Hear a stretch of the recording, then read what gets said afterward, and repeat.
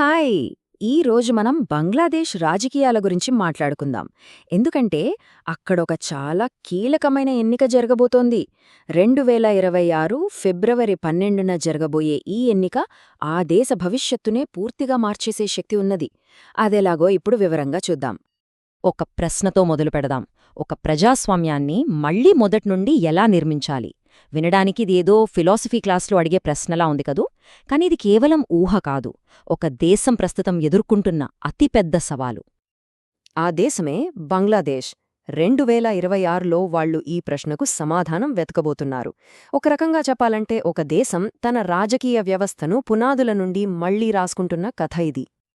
సరే, అసలీ ఎన్నికల దాకా పరిస్థితి ఎలా వచ్చింది? దీని వెనుక ఒక పెద్ద విప్లవముంది. ఆ విప్లవం తర్వాత బంగ్లాదేశ్లో అసలు ఏం జరిగిందో చూద్దాం. అంతా మొదలయింది 2024లో. మాన్సూన్ విప్లవం పేరుతో విద్యార్థులు చేసిన ఒక భారీ ఉద్యమం 15 ఏళ్లుగా అధికారంలో ఉన్న ప్రభుత్వాన్ని కూల్చేసింది. దాని తర్వాత నోబెల్ బహుమతి గ్రహీత డాక్టర్ మహమ్మద్ యూనేస్ నేతృత్వంలో ఒక తాత్కాలిక ప్రభుత్వం ఏర్పడింది. ఇప్పుడు ఆ ప్రభుత్వం దేశాన్ని ఎన్నికలకు సిద్ధం చేస్తోంది. ఈ విప్లవం తర్వాత వచ్చిన అతిపెద్ద మార్పు ఏంటంటే, కొన్ని దశాబ్దాలుగా బంగ్లాదేశ్ రాజకీయాలను శాసించిన అవామీ లీగ్ పార్టీని ఎన్నికల్లో పోటీ చేయకుండా నిషేధించారు. ఒక పెద్ద పార్టీని పక్కనబెట్టేస్తే ఏమవుతుంది? ఒక పెద్ద రాజకీయ శూన్యత. అదే ఇప్పుడు బంగ్లాదేశ్లో ఏర్పడింది. సరే, ఇప్పుడు ఈ రాజకీయ శూన్యతను ఎవరు భర్తీ చేయబోతున్నారు? ఈ కొత్త పొలిటికల్ ల్యాండ్స్కేప్లో ప్లేయర్స్ ఎవరు? ఇంతకుముందు బంగ్లాదేశ్ పాలిటిక్స్ అంటే సింపుల్గా ఉండేవి. Awami league versus BNP. దీని సరదాగా బేగంగల యుద్ధం అని కూడా అనేవాళ్లు. కానీ ఇప్పుడు సీన్ మొత్తం మారిపోయింది. ఇప్పుడిది ఇద్దరి మధ్య పోరు కాదు, చాలామంది మధ్య జరిగే బహుముఖ పోరాటం. ఈ కొత్త రాజకీయ క్షేత్రంలో ప్రధానంగా 3 గ్రూపులు ఉన్నాయి. మొదటిది బీఎన్పీ, అంటే బంగ్లాదేశ్ నేషనలిస్ట్ పార్టీ. చాలామంది వీళ్లే అధికారంలోకి వస్తారని అనుకుంటున్నారు. రెండోది చాలా క్రమశిక్షణగల క్యాడరున్న జమాతే ఇస్లామీ కూటమి. ఇక మూడోది విప్లవానికి నాయకత్వం వహించిన విద్యార్థి పార్టీ ఎన్సీపీ. కాని వాళ్లు ప్రస్తుతం ఒక సంక్షోభంలో ఉన్నారు. ఇక్కడే ఒక ట్విస్ట్ ఉంది. విప్లవాన్ని నడిపించిన ఆ విద్యార్థుల్లోనే చీలిక వచ్చింది.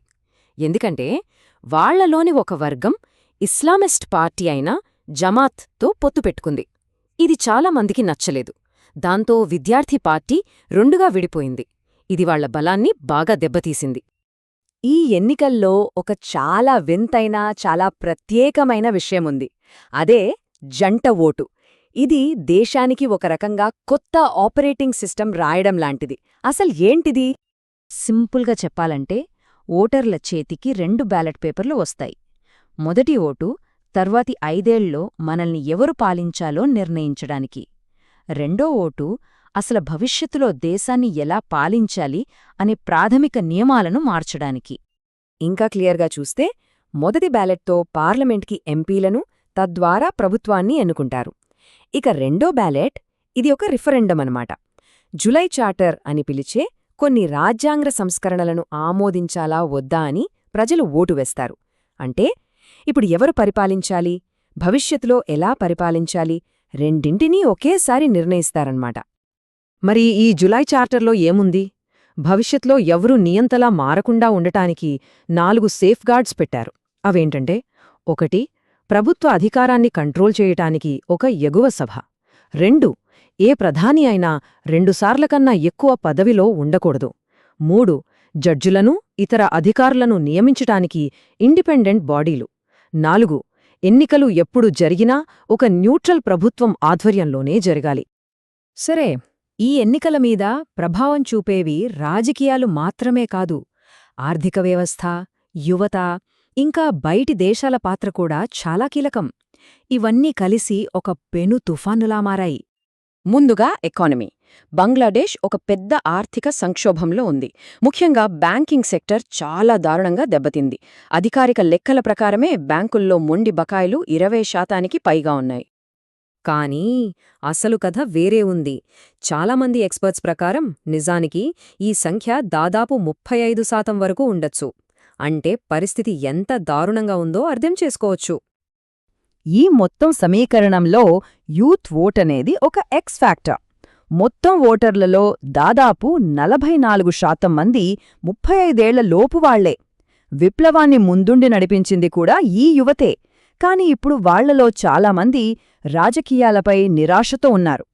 రఫీయుల్ ఆలం అనే 27 ఓటర్ ఏమంటున్నాడంటే, ఎన్నికలు జరుగుతాయ్ కానీ వాటివల్ల ఏమీ మారదు అనే ఫీలింగ్తోనే మేం పెరిగాం.